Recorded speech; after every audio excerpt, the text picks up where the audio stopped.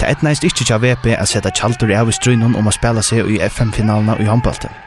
Tjaldur hei heimavøll møtte VP sondagen, men hevast hentan 4 måneden, så var det gestiner som størte til mestan stauran parst av distenen.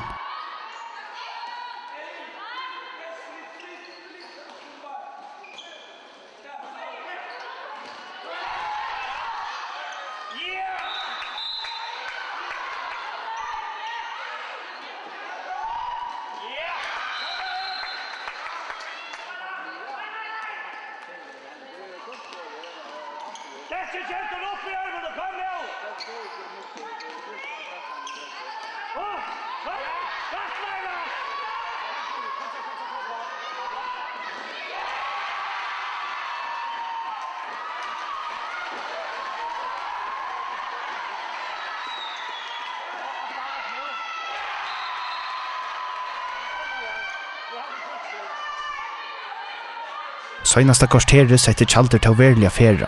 VP rønti a stekka taimon ved at matsverja boar rumensko spelaren til Tjaldre, men korsene mekna i heimalige at struja seg opp jant og framom.